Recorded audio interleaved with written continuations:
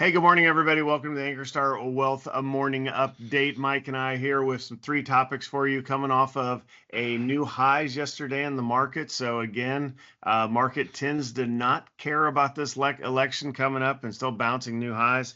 As you know, Bitcoin's one of our major holdings. It had a nice move up yesterday and has over the past few weeks. So all in all is good, but don't worry, we have some protection built in your portfolio because I do not expect things to stay so rosy as we go into the election that is only what 3 weeks away. Kind of crazy. Usually people freak out 6 months prior. Now you've got both fringe ends kind of duking it out, and everybody else in the middle. Like, I don't know. Hopefully people get out and vote. All right, the three topics for you today. The first one is called lifestyle inflation. Or lifestyle creep, if you will. Just the basic concept that when you make more, you spend more. So you can be, if you were broke before, and now all of a sudden you make a whole bunch of money, you can be just as broke because you spend it all. So I will talk about that, and I will share a story from actress Cindy Sweeney and how she does things, and then talk about how to combat that. Then I'm going to hand it over to Mike, and if you're fortunate enough to qualify for a health savings account, he's going to tell you all about those. Again, you have to go through your workplace and you have to be under a plan that supports those. So he'll talk to that a little bit and talk about why it is such a great opportunity for you to invest and save for your healthcare expenses. And then finally, Mike's going to close with some numbers that are out this morning. I dare say good news. A little bit of retail sales this morning with a little side piece of inflation there, if you will. All right, with that, this is a financial education presentation. You have to do your own due diligence for acting upon anything here in this presentation. More disclaimer information is available at ankerstarwealth.com, and the opinions expressed are Mike's and mine alone. So let's go to lifestyle inflation. You're seeing an article right here. Bang, there we go. The Yahoo Finance, CNBC also ran the article not too long ago, but I like this one a little bit better because they give you a little way out of it.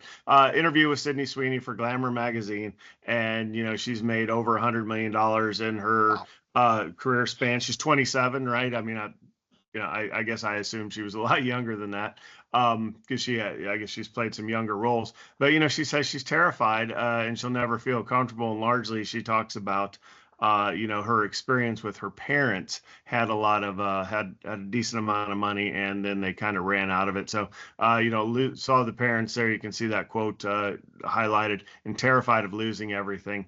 So she's a huge saver. So whether it's professional athletes or artists or, actors, actresses, models, anywhere where you have a situation where younger folks come into a lot of money, everybody's like, oh, well, the sharks will come out, right? The financial people come out and they try to take all that money from them. No, that's not true. We try to go out there and try to protect them from their youth, if you will, which leads to a lot of lifestyle inflation.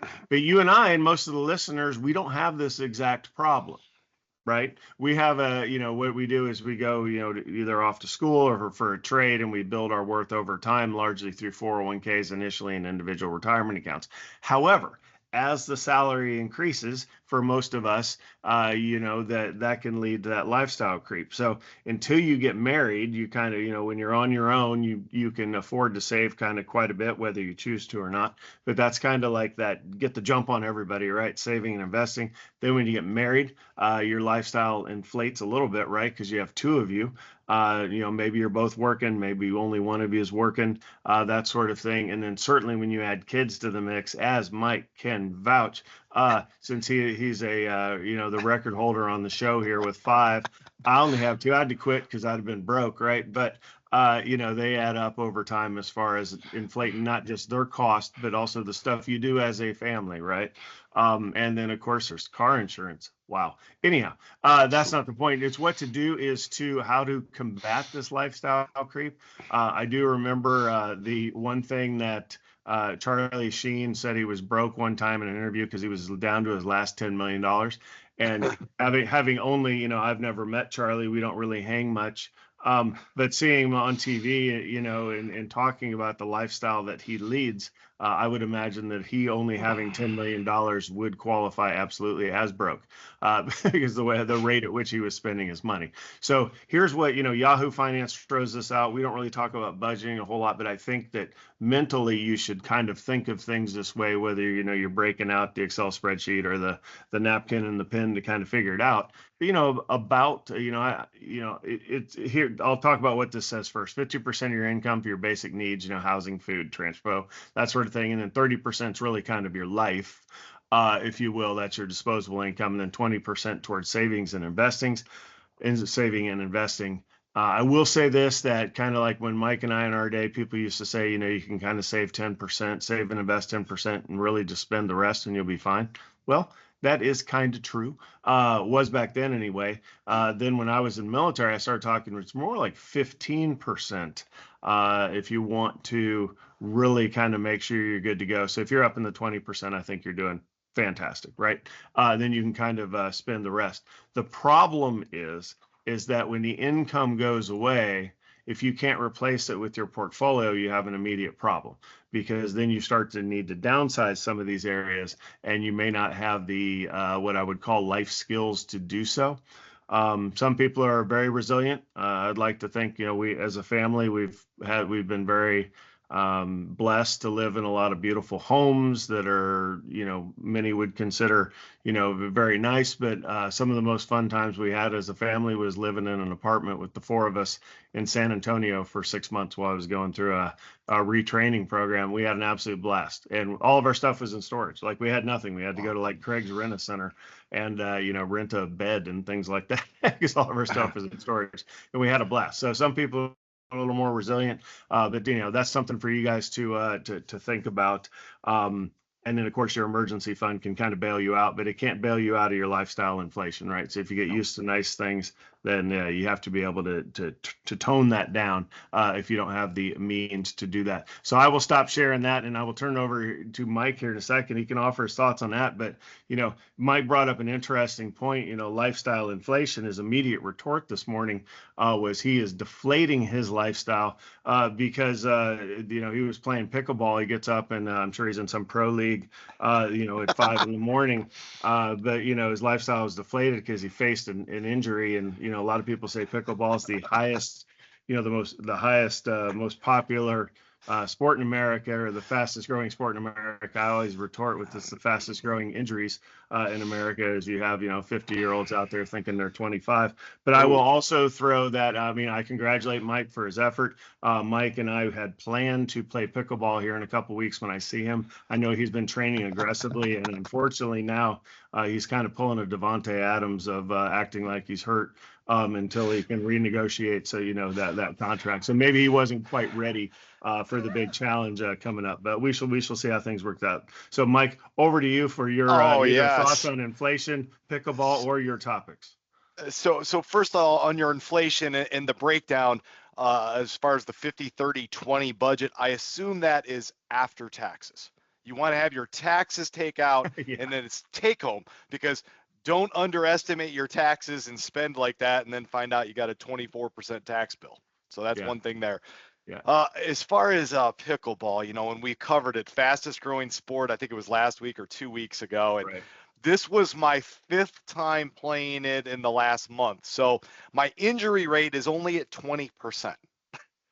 But this injury, unfortunately, has taken me out of, hitting the pro league, which clearly I was on my way to doing. I was rapidly improving, but pulled a calf muscle, had to do the limp of shame back to my car, through the gym, and then to my spouse, who said, yeah, you probably shouldn't have been going that hard at it. And, so anyways, that takes us right into why you need a health savings account. So the health savings account, and this is, and I'm gonna show you a couple different articles.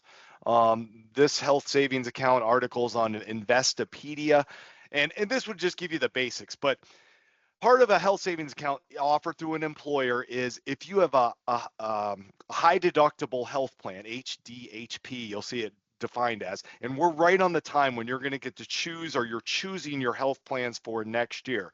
And HSA is a phenomenal product especially if you are what I'm going to call a low utilizer. So if you are not going to the doctor a lot, you don't have frequent ER visits, if you're like a very reasonable healthcare consumer, an HSA makes sense. So what that is, and typically is your employer will put in, let's just say $1,000 or $500. It's almost like your savings account, and then you fund the rest of it through pre-tax deductions out of your paycheck. But the cost of picking an HSA through a high deductible health plan is a lot less expensive than picking the old HMOs and PPOs that you're used to seeing over the years. But here's the other key advantages of this. The money that you save, if you don't spend it on healthcare this year, you get to save it for future years. You can save it into retirement. So you can just continue to build that up. It is taken out of your paycheck pre-tax, and most things that have come out pre-tax, eventually you have to pay tax on them. The HSA is an exception to that.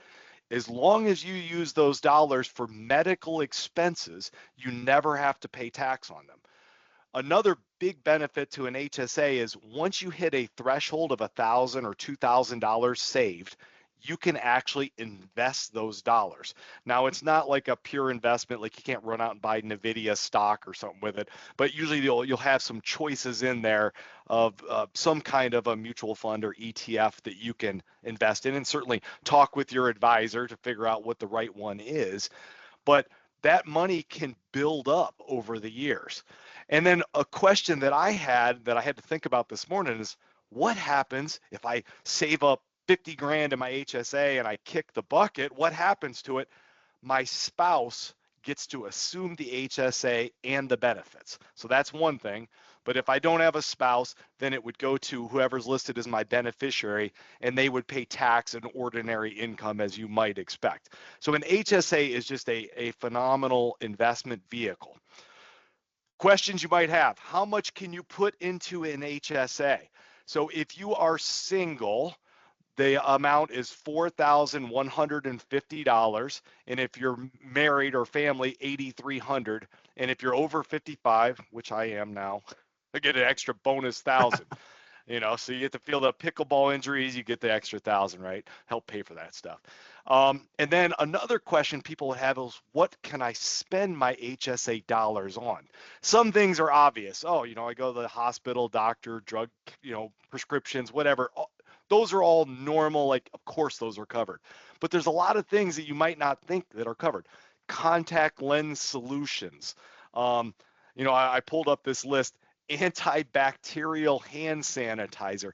Anything that's kind of medically related, you can use, and you'll have it. It's just like a Visa card where you'll scan it. So you go through Walmart or whatever, you buy some contact lens solution and some hand sanitizer. Use your HSA account. You're kind of saving the taxes on it. So fantastic product out there. Key thing, you need to determine how much of a utilizer you are. A high deductible health plan will have a medical cap that'll vary. So it's not like you're on the hook for millions or something if you have a tragic event. But you just have to, if you're using the medical services quite a bit, then an HSA might not be for you. Any questions on that, Steve, on HSA? Anything you want to add before I go to retail sales? Nope, that was good stuff. I knew it transferred to your spouse, but I didn't know the rules when it transferred to your beneficiary. So that is good to know. Haven't had to work through that with somebody yet. But also, there is technically a way to be able to get to individual stocks in your HSA if your provider, your plan administrator, has a relationship with a brokerage like Schwab. So in other words, I manage 3 of them where you can actually put NVIDIA inside your HSA, but not many plans have them. So okay. Yeah, I was gonna say, when I've had them, I had to pick from about 10 or 12 different options. Right. So. Yeah. Life target 2035, so that sort of stuff. Yeah. Right. And then the last thing, and this is part of the reason the stock market is up today. Good news is, as you know, consumer spending drives the market in the United States. biggest thing. And so when retail sales up 0.4%, which is better than expected, and jobless claims down, that's good news. That says consumers are doing well. So that's why the markets are up today, or at least part of the reason. And as Steve said, certainly expect volatility going into election, but the last month, has been very nice. So there's occasionally little dips, but and obviously we're always looking to get things on sale when we can. But when I looked earlier, NVIDIA was hitting an all-time high earlier today. We'll see if it holds, and we'll see where the rest of the market goes. That's all I've got. Hopefully my injury brings me back soon. At least I can do this job, right? Well, I like it. And while we were sitting there looking at green markets and listening to Mike just spout forth endless knowledge, which is why you're listening. And of course, I did go offline to check on Fantasy Pros over on the Pickleball tab, and they do have Mike Youngman officially. They have pictures of him shamefully limping to his car this morning, and said no official word from Mike yet, but he's officially listed as doubtful in fantasy terms for his pitting matchup here in a couple weeks. So anyhow, well, thanks for listening this morning. We'll see how things play out, and we'll be back with you tomorrow on Friday morning. Have a good one. Bye.